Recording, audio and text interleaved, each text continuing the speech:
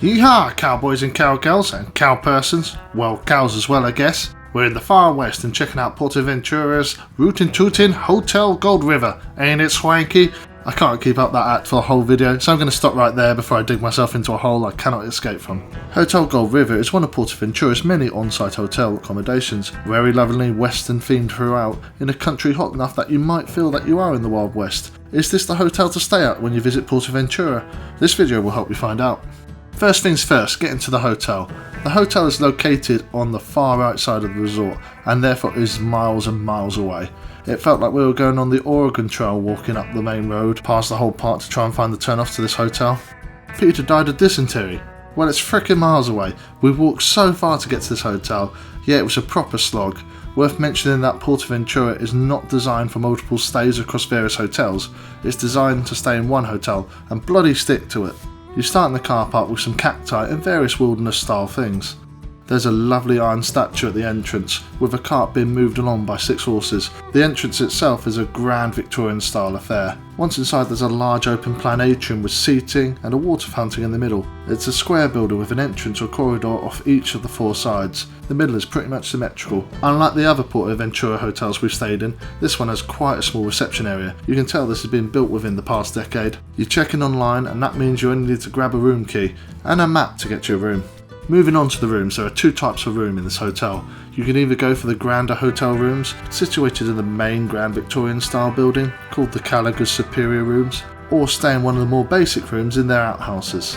Being completely dirt cheap due to spending loads of money on many different theme park hotels, the latter was the type of room we decided to stay in, so the review will show these off. To get to them you need to step out of the grand building. You are instantly transported into the Wild West, in a town called Sullivan City. It is very well themed. As it is full of Europeans, it feels very much like a Hollywood film set. If PortAventura and the specific hotel became very popular with fellow Brits, it'll feel like the real Wild West, with drunken fights happening everywhere you look. It's visually very stunning. Take your time walking up the streets looking at the various facades of shops and bars up to your block. Once inside your block and enter your room, you are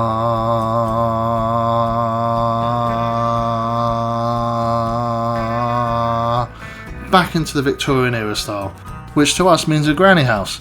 It's a theme and I suppose it's quite genuine, however it just feels like a poor colour scheme to us and not to our liking.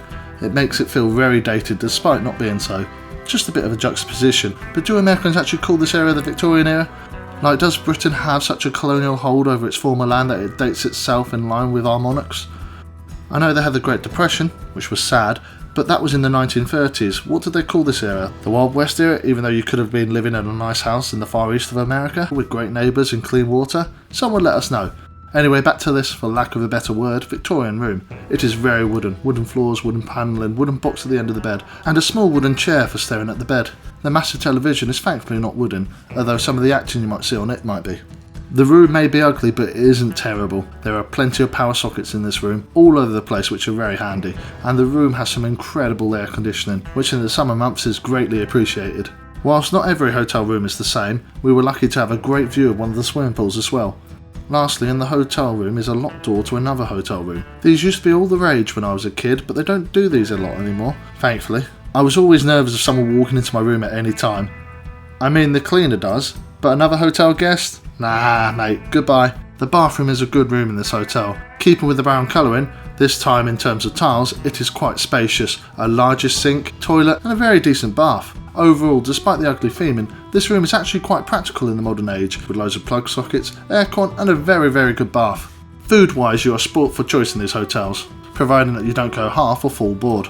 You have one a la carte restaurant called the Grand Opera, one snack bar, Gold River Saloon, one buffet restaurant, Grand Hall Buffet, and 2 bars, River Bar and Lobby Bar. These names are clearly very inspired. If you go for the half board option, you're stuck at just eating in the Grand Hall Buffet, so if a la carte is more your cup of tea, then stick with the bed and breakfast. Menus for these restaurants are found on the PortAventura website. All of the food venues are very well themed with a lot of seating, and we have no complaints on the food on offer here. The main draw to Hotel Gold River, apart from the 2 incredible theme parks PortAventura and Ferrari Land, are the swimming pools. Open from May to September, there are 2 adult pools and 1 children pool. These pools are staggered down the hill in the middle of the resort. Just put your kit on and choose your pool. Around these pools are areas where you can buy drinks, and there are sun lounges you can spend all day at if you can't be bothered to go to the parks. I can't remember any entertainment, but I'm sure there will be some. There is also a games area. Almost all PortAventura hotels have access to Gold River. If you walk up the hill, you can ogle at them and wonder what it's like to stay at the other hotels. If this video does very well and you like and subscribe, we might be able to show you the insides of these hotels. That sounds worthwhile, doesn't it? One of the nice benefits is the exclusive theme park entrance. You walk along a wooden pathway bridge thing over what is clearly a service road past the teepee and then into your own entrance, which is quite fittingly in the far west area of the theme park, which is at the back of the park and features attractions such as Stampedia and Uncharted. Great! Do you know what isn't great? PortAventura's staggered openings, which don't include these attractions being open first thing. It's staggering that a park with a separate hotel entrance hasn't considered that maybe, just maybe, when you have staggered openings you should at least open one or two of the attractions nearest to that entrance. But this is PortAventura, their operations are something of a frustration unfortunately. Great park, bad operations.